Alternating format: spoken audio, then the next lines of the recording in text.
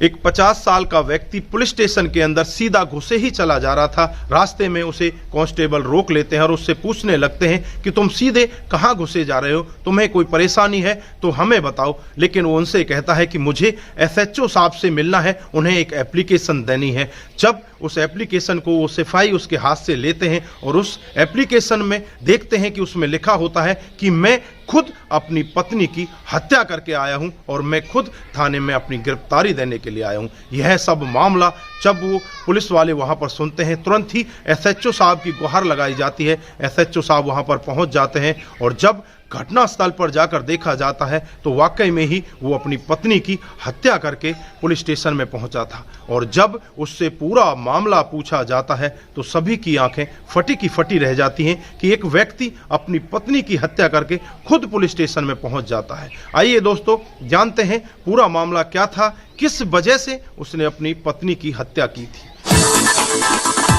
नमस्कार, जय हिंद। आप देख रहे हैं एपीएच न्यूज राहुल रावत के साथ। तो दोस्तों, आज की जो मैं हकीकत की घटना आपको बताने जा रहा हूं, उत्तर प्रदेश में एक जिला पड़ता है गोरखपुर और इसी का एक राजघाट थाना क्षेत्र में एक एरिया पड़ता है खुर्रम इलाका। ये खुर्रम इलाके की हकीकत की घटना है। यहाँ पर 25 जनवरी 2023 को जब एक व्यक्ति पुलिस स्टेशन में पहुँच जाता है और वो पुलिस स्टेशन में जाकर यही कहता है कि साहब, मैंने अपनी पत्नी की हत्या कर दी है और हत्या करने के बाद मैं खुद पुलिस स्टेशन में आया हूँ। यह सब मामला जब पुलिस वाले भी और वहाँ पर जो बैठे एसएचओ साहब होते हैं सारा सुनते हैं तो उनके पैरों तले जमीन खिसक जाती है और उसी के साथ उसे अपनी जिप्सी में बैठाकर उसके घर पहुंच जाते हैं।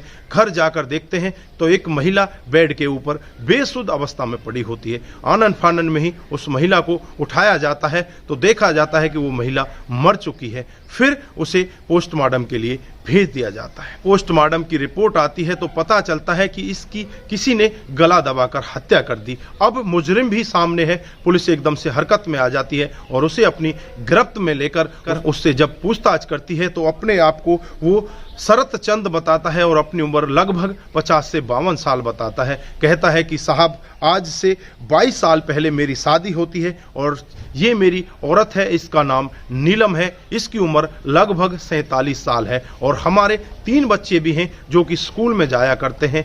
और मैं आज से 3 साल पहले एक ट्रक ड्राइवर हुआ करता था, उसके बाद मैंने वो काम छोड़ दिया। उसके बाद मैंने घर पर ही एक किराने की दुकान डाल ली और मैं डेली अपने किराने की दुकान पर बैठा करता था। मेरी पत्नी भी मेरे एब्सेंस में जब मैं बाजार से सामान लेने जाता था तब मेरी पत्नी मेरी दुकान पर बैठा करती थी। मुझे नहीं पता कि मेरी पत्नी मेरे बाद में क्या कर रही है। एक दिन का वाकया होता है, जब मैं बाजार से सामान लेकर अपने घर पर आता हूं तो देखता हूं दुकान पर कोई भी नहीं है। मैं अपनी लेडीज को, अपनी औरत को आवाज़ देता हूं लेकिन मेरी आवाज़ वो नहीं सुनती। जैसे ही मैं अंदर की तरफ जाकर देखता हूं तो वो एक लड़के के साथ अवैध संबंधों में होती है। वो लड़का कहीं और का नहीं, हमारे ही मोहल्ले का एक आयान नाम का मुस्लिम लड़का होता है जिसकी उम्र 16 साल होती है। अब यह सब देखकर एकदम से मुझे क्रोध आ जाता है और मैं आयान के साथ में मार पिटाई करने लगता हूं। अपनी पत्नी के साथ भी झगड़ा करने लगता हूं। झगड़ा इस कदर बढ़ जाता है कि हम दोनों की लड़ाई पुलिस स्टेशन तक पहुंच जाती है और आज से 1.5 महीने पहले मैं इसी पुलिस स्टेशन में आता हूं और यहीं पर मुझे समझाया जाता है कि लेडीज की ज़्यादा सुनवाई होती है, तुम इसमें ज़्यादा पैरवी मत करो, नहीं तो तुम्हें जेल में जाना पड़ेगा। अपना राजीनामा कर लो और अपने घर पर चले जाओ। अब पुलिस वालों के समझाने पर मैं अपने घर अपनी पत्नी को लेकर वापस चला जाता हूँ। मैं भी यही सोचने लगता हूँ कि अब शायद ये मान चुके होंगे, लेकिन ये मानने वाले नहीं होते। और जैसे ही धीरे धीरे समय और बढ़ता है, 25 जनवरी 2023 को जब मैं सामान लेकर अपने घर वापस आता हूं तो देखता हूं ये दोनों फिर एक दूसरे के साथ अवैध संबंधों में हैं। अब मैं इन दोनों को बैठाकर समझाता हूं, फिर मेरे को लगता है कि ये समझ जाएंगे, लेकिन मेरी जो पत्नी होती है मेरे से कह देती है कि मैं तो इसी लड़के के साथ में रहना चाहती हूँ, इसी लड़के के साथ में संबंध बनाना चाहती हूँ।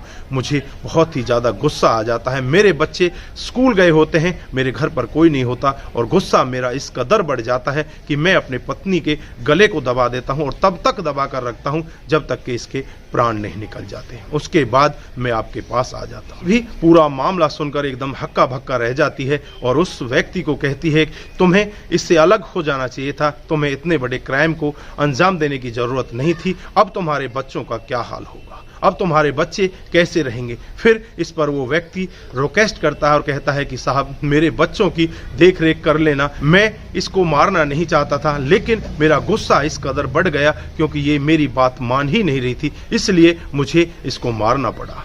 तो दोस्तों यहाँ पर आप क्या कहना चाहते हैं, यहाँ पर जो पति ने किया क्या सही था या गलत था, या उसकी पत्नी जो कर रही थी अपनी बच्चों की उम्र के बच्चे के साथ प्यार प्रसंग में थी, क्या वो सही थी या गलत थी। यहाँ पर जो पति ने निर्णय लिया क्या वो उचित था या अनुचित था। आपकी जो भी राय है कमेंट बॉक्स में जरूर दीजिएगा। दोस्तों इस घटनाक्रम को सुनाने का उद्देश्य किसी को बरगलाना, किसी को बहकाना, किसी पर किसी प्रकार का दबाव बनाना नहीं है। आप लोगों को जागरूक करना है, आप लोगों को बताना है कि हमारे समाज में इस तरह के भी क्राइम हो रहे हैं।